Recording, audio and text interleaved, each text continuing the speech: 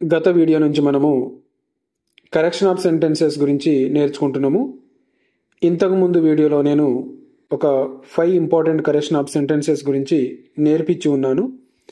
ఈ వీడియోలో 6వ రూల్ కాడ నుంచి ఇంకొన్ని నేర్చుకోవడానికి ప్రయత్నం చేద్దాము. ఇవి చాలా ఇంపార్టెంట్ కాబట్టి తప్పకుండా అన్నీ నేర్చుకోవాల్సిందే.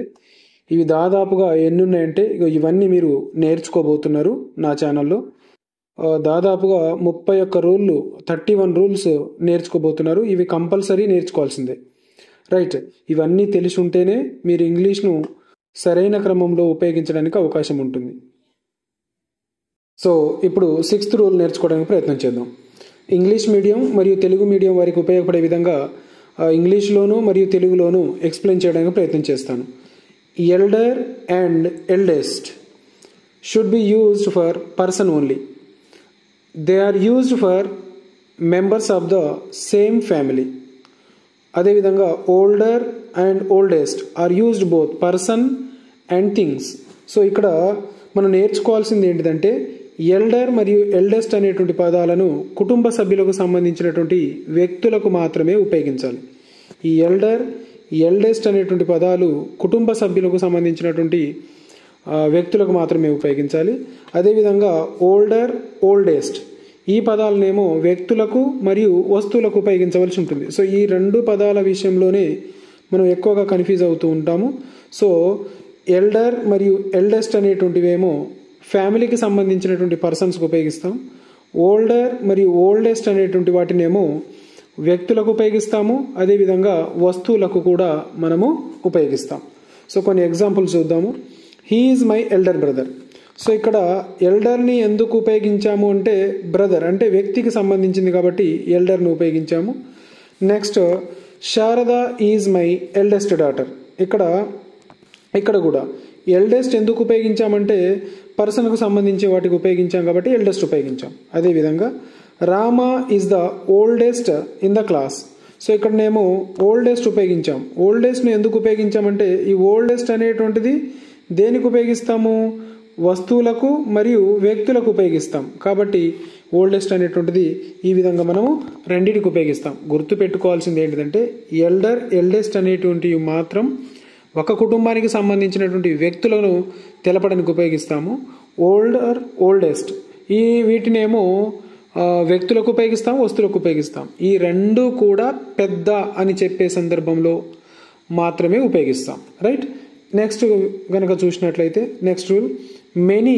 ఇది కూడా చాలా important. Many denotes number, much denotes family. మనం దాదాపుగా ఈ మెనీ MANY మెనీ కానీ అదేవిధంగా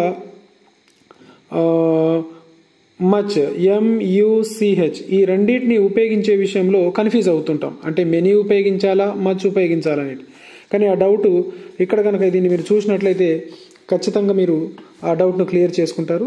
మెనీ ఏమో సంఖ్యను తెలిపేటప్పుడు ఉపయోగిస్తాం, మచ్ ఏమో పరిమాణాన్ని తెలియజేసేటప్పుడు ఉపయోగిస్తాం. అది ఎలా అంటే he has many friends. Right, ఇక్కడ ఫ్రెండ్స్ అనేటువంటిది ఉంది అది. ఓకే, సో ఆ విధంగా సంఖ్యను కనుక తెలిపేటువంటి పదాలు ఏవైతే ఉన్నాయో వాటికి మనము మెనీని ఉపయోగిస్తాము. అంటే 1 ఫ్రెండ్ అనొచ్చు, 2 ఫ్రెండ్ అనొచ్చు, 3 ఫ్రెండ్స్ అనొచ్చు. సో ఆ విధంగా సంఖ్యను డినోట్ చేసేటువంటి వర్డ్స్కి ఏమో మనము మెనీ ఉపయోగిస్తాము. అదేవిధంగా she has much money. Okay, she has much money. So ఇక్కడ మచ్ అనే దాన్ని ఉపయోగించాం. మచ్ ఎందుకు ఉపయోగించామంటే మనీ అనేటువంటిది పరిమాణాన్ని తెలియజేస్తుంది. పరిమాణాన్ని ఎలా అంటే ఫర్ ఎగ్జాంపుల్ 1 మనీ 2 మనీ అని చెప్పలేం.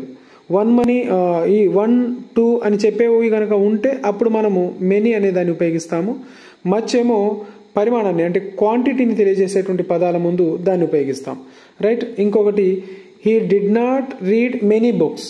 He did not read many books. Count చేయగలిగే వాటి ముందు మనము మెనీ అనేటువంటి దాన్ని ఉపయోగిస్తాం. కౌంట్ చేయగలిగేటువంటి పదాల ముందు.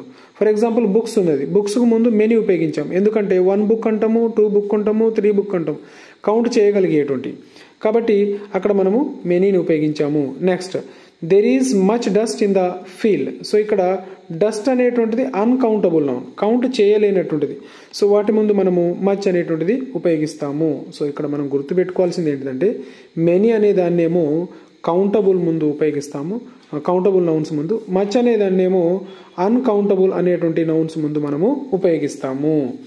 సంఖ్యని తెలియజేసే వాటి ముందు మెనీ ఉపయోగిస్తాం, పరిమాణాన్ని క్వాంటిటీని తెలియజేసే వాటి ముందు మచ్ అనేటువంటి దాన్ని ఉపయోగిస్తాం. నెక్స్ట్ రూల్కి వెళ్దాము.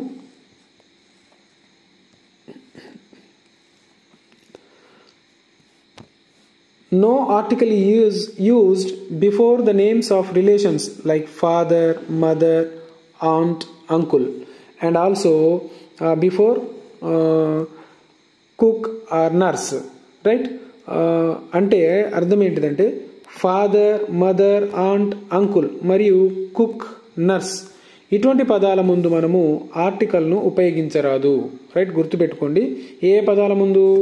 Father, mother, aunt, uncle, cook, nurse ఈ పదాల ముందు మనము ఆర్టికల్ను ఉపయోగించరాదు. అది ఎలానో ఎగ్జాంపుల్ చూద్దాం. ఫాదర్ హ్యాస్ రిటర్న్ అనాలి తప్ప ద ఫాదర్ హ్యాస్ రిటర్న్ అని చెప్పకూడదు. మదర్ కుక్స్ ఫుడ్ అనాలి తప్ప ద మదర్ కుక్స్ ఫుడ్ అని చెప్పకూడదు. బ్రదర్ ఈజ్ అన్ ఇంజనీర్ అనాలి తప్ప ద బ్రదర్ అని చెప్పకూడదు. సో ఈ ఫ్యామిలీ రిలేషన్కు సంబంధించినటువంటి పదాలు ఏవైతే ఉన్నాయో ఆ పదాల ముందు మనము ఆర్టికల్ను ఉపయోగించరాదు. ఏ ఫాదర్, ఏ మదర్, ఏ బ్రదర్ అని చెప్పకూడదు. స్టార్టింగ్లో ఉన్నప్పుడు వాటిని సబ్జెక్ట్గా ఉపయోగించినప్పుడు, రైట్? నెక్స్ట్ రూల్ కనుక చూసినట్లయితే the is used before the names of musical instruments. Musical instruments ముందు మనము ద అనేటువంటి ఆర్టికల్ను ఉపయోగించాలి, రైట్? అది కూడా ప్లే అనేటువంటి వర్డ్ వచ్చినప్పుడు మాత్రమే. ప్లే అంటే వాటిని వాయిస్తున్న సందర్భంలో మాత్రమే మనము ఉపయోగించాలి, రైట్? అది ఎలానో ఒకసారి చూద్దాము. హీ కెన్ ప్లే ఫ్లూట్ అనేటువంటిది రాంగ్. ఎందుకంటే he can play the flute అనే మనము చెప్పాలి. ఎందుకంటే ప్లే అనేటువంటిది కనుక ఉంటే అక్కడ మనం ద అనేటువంటి దాన్ని ఉపయోగించాలి. నెక్స్ట్ అది కూడా ఏమై ఉండాలి? అది మ్యూజికల్ ఇన్స్ట్రుమెంట్ అయి ఉండాలి. Next she can play violin అనేటువంటిది రాంగ్. ఎందుకు రాంగ్ అంటే ద అనేటువంటిది ఉపయోగించలేదు. అసలు కరెక్ట్గా ఎలా చెప్పాలి? She can play the violin. Next same do you play piano అనేటువంటిది wrong. Do you play the piano అనేటువంటిది రైట్. సో ఇక్కడ మనం గమనించాల్సింది ఏంటిదంటే మ్యూజికల్ ఇన్స్ట్రుమెంట్ ముందు దా ఉపయోగించాలి. అది కూడా ఆ పదము దేనితోటి అసోసియేట్ అయి ఉండాలి? ప్లే అనేటువంటి పదంతో అసోసియేట్ అయి ఉన్నప్పుడు మాత్రమే, ఆ పదంతో కనుక వచ్చినప్పుడు అప్పుడు మాత్రమే మనము ద అనేటువంటి ఆర్టికల్ను ఉపయోగించవలసి ఉంటుంది. Next rule, no article is used before the names of games and disease. Okay, అంటే గేమ్స్ మరియు డిసీజ్ల ముందు ద అనేటువంటి ఆర్టికల్ను ఉపయోగించరాదు. అది ఎలా అంటే ఐ ప్లే క్రికెట్ అనాలి తప్ప ఐ ప్లే ద క్రికెట్ అని చెప్పకూడదు. దే ఆర్ ప్లేయింగ్ ఫుట్బాల్ అనాలి తప్ప they are playing the football అంటే గేమ్కు ముందు మనం ద ఉపయోగించకూడదు. హీ ప్లేస్ టెన్నిస్, ఇది కరెక్ట్ తప్ప ద టెన్నిస్ అని చెప్పకూడదు. He has been suffering from malaria since Sunday. So ఇక్కడ మలేరియా అనే దాని ముందు కూడా మనము ద ఉపయోగించకూడదు, ఎందుకంటే అది డిసీజ్ కాబట్టి. సో డిసీజ్ నేమ్స్ ముందు ద అనేటువంటిది ఉపయోగించకూడదు. నెక్స్ట్ 11th రూల్ కనుక చూసినట్లయితే no article is used before the names of arts and science. Arts and science subject ముందు ద అనేటువంటి ఆర్టికల్ను ఉపయోగించరాదు. ఎలా? The class is studying grammar. So ఇక్కడ గ్రామర్ ముందు మనము ద ఉపయోగించకూడదు. నెక్స్ట్ ఫిజిక్స్ అనేటువంటి సబ్జెక్ట్ కాబట్టి దీని ముందు కూడా మనం ద ఉపయోగించకూడదు. Physics and important subject modern world. Mathematics is and interesting subject. So ఇక్కడ మ్యాథమెటిక్స్ ముందు కూడా మనము ద ఉపయోగించకూడదు, ఎందుకంటే అవి సబ్జెక్టుకు సంబంధించినటువంటి విషయాలు కాబట్టి వాటి ముందు మనము ద ఉపయోగించకూడదు. నెక్స్ట్ ఇంకొక రూల్ చూద్దాము.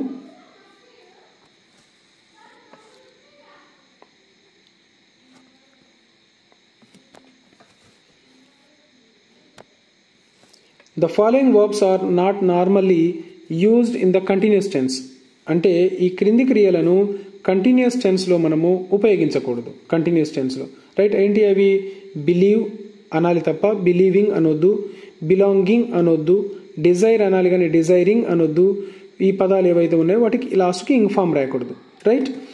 Feel, have, hear, know, like, love, mean, next refuse, remember, require, see, seem, smell, next suppose, and taste, trust, understand, want, wish, hate. ఈ పదాలు ఏవైతే ఉన్నాయో వీటిని మనం కంటిన్యూస్ టెన్స్లో అంటే ఇంగ్ ఫామ్ తోటి రాయకూడదు. అది ఎలా అంటే ఐఎమ్ హ్యావింగ్ ఏ కార్ అనకూడదు, ఐ హ్యావ్ ఏ కార్ అని చెప్పాలి. ఐఎమ్ లవింగ్ మై పేరెంట్స్ అని చెప్పకూడదు, ఐ లవ్ మై పేరెంట్స్ అని చెప్పాలి. ఐఎమ్ అండర్స్టాండింగ్ యువర్ ప్రాబ్లం అని చెప్పకూడదు, ఐ అండర్స్టాండ్ యువర్ ప్రాబ్లం అని చెప్పాలి. సో ఇవి ఈ రోజుకు సంబంధించినటువంటి అంశాలు. నెక్స్ట్ వీడియోలో ఇంకొన్ని కరెక్షన్ ఆఫ్ సెంటెన్స్ తోటి వీడియోను అప్లోడ్ చేస్తాను. సో ఇంకా మా ఛానల్ కనుక సబ్స్క్రైబ్ చేసుకోకపోతే తప్పకుండా సబ్స్క్రైబ్ చేసుకోగలరు.